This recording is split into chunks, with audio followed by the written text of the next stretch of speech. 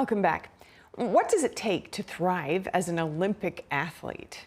Next, we welcome psychologist Patrick Porter to delve deep into the inner life of high performers. Patrick is also the founder and CEO of cutting-edge brain fitness company BrainTap. And welcome. Good morning, Patrick. What does set high performers apart? Well, I think they're able to take their mind and take fear and make it data instead of fear, which overrides the nervous system. I mean, they're doing crazy things going downhill, of course, 90 miles an hour. You can't think the way we think when we're walking across the park, something like that. So walk us through this. What's the process of turning fear into data? Well, number one is something called brain priming, doing visualization to get your brain ready for the event. Don't let it just come at you like an accident. There's a saying that things happen through us or to us. These athletes feel reality is working through them instead of having the trees come at them, the hills, the bumps, all those things. They're actually in the flow state, what they call it. And this is a brain state, which usually is in a high state of alpha and theta, which is just below, you're really relaxed. Your brain is relaxed, but your body is responding at super speeds at that point. But you first visualize it to get the brain primed. Okay, and how would somebody practice that if they wanted to work it into their life, someone who's not an extreme athlete?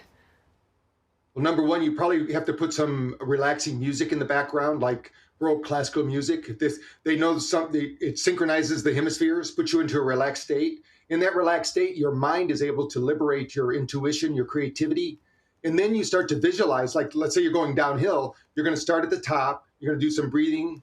You're going to visualize yourself going through each of those turns. And then you're going to visualize at the end of that race what the time is that you want. And you keep doing that over and over again. And then the subconscious, which actually plays back to you what you visualize and realize, then your body responds to that. But you can't think while you're doing it. When those skiers are going downhill, they're not thinking. They've done so much practice, thousands of hours on the hill, thousands of hours in their mind, and they just let it fly at that point. And unfortunately, we have seen some injuries already this Olympics. What do you suggest for when a person suffers trauma, whether it be out in the ski fields or just in daily life? Yeah, this is what it is the brain will remember the high times of our life and the low times of our life. And we need to take those low times and actually act like you're a Hollywood producer, and you take those memories and you make them black and white, you put them behind you, and you say, hey, that happened to me in the past. My body is strong, my body is healthy. When I worked with the US gymnast team a few Olympic Games ago, we found that those athletes that could overcome injury were the ones that showed up in the Olympics and got the gold or got the bronze or the silver medals, because they could put that injury outside of their mind and just focus on the task at hand, be in the moment. And you mentioned using music to calm down. A lot of the challenges that people face today are around the many distractions that just infiltrate so much of life. How do you recommend people work on getting that kind of extreme focus that I would say comes with the exercises that you're describing? Well, you also have to include breath work. So you could breathe into the count of 4, breathe out to the count of 8. This will exercise the nervous system. When you breathe in, you actually trigger something called the sympathetic system. This is our fight or flight response, the fear trigger. But then when we breathe out, we activate something called the parasympathetic, which is our relaxed digest recovery system. So as you breathe out, you should be visualizing what you want to excel in your life in a relaxed, calm manner. And then the brain will mirror that, because we have something in our body called mirror neurons. And these mirror neurons actually will play out what we see in our mind will happen through our body. It's not a belief thing anymore. It's actually science. We showed that if we can do some brain priming, get the body ready, keep the body relaxed while you're doing it. A lot of people have high stress, and that high stress will interfere with the signals from the brain to the body, because it moves down through the spine and out to the limbs. And if you're stressed, you can't get the right information, so you can't keep your balance. Basically, things you could do well. I always tell people, if Bill Gates would get flustered plugging in a USB drive, in front of an audience, and he probably did it a million times. But if you remember when he introduced USB, he became all flustered. He couldn't even plug in a USB drive. That's because that nervousness overrides the nervous system. And things we think we can do really well get put on hold. And this happens in relationships too. You know, when you think about everyday life, you know, if you have a conversation with your significant other and you're both under stress, you're going to say and do things you don't want to do. And then later you're going to go, wow, I wish I could take that back and say it this way or that way. So it's always good to do what we call pause, break, and breathe.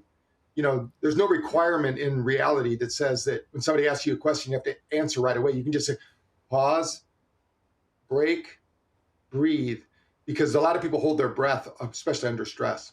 And in instances like that, but also this kind of state of fear can be quite common or chronic for a lot of people, say, you know, this term as a people pleaser or other forms of just going out and doing business in the world can create a lot of confrontation and require courage. What do you suggest for breaking down the kind of fear that may be lingering under the surface all of the time? Well, one thing is that in the past, you did the best you could with the information you had at hand. So don't judge yourself. You know, if you bring your past into your present, that's like having two TV stations at the same time on the screen. You can't make sense out of either. So you want to basically focus on the moment, be present with the person you're with. And if the past comes in, then I use a little exercise. We call it the stop sign. You visualize a red stop sign. You say, stop giving it energy, stop giving it life, stop giving it space in my mind. And then you put it behind you. You know, we all know somebody that was in a relationship and they say, what happened with you and Jeff? Oh, Jeff's behind me now. I'm over that one. So we need to do that as quickly as possible and train our brains. This is part of the Brain Fitness Blueprint, my new book, where I teach people these little techniques because it's something you have to do on the fly. Because we don't know what's going to happen today. We know about 97% of it. But when that 3% happens and that stressful event, that car pulls out in front of us or that person presses our trigger, if we know they're pressing our trigger, we can disempower that trigger so it no longer triggers our emotional responses and things of that nature. But you have to train your brain to do that. You can't just expect it to do it on its own. Certainly, and while we may not all be extreme sports achievers, many of these techniques are so applicable in daily life and helping us to become even better versions of ourselves in our very extraordinary individual lives. Thank you so much, Patrick Porter. Thank you for having me.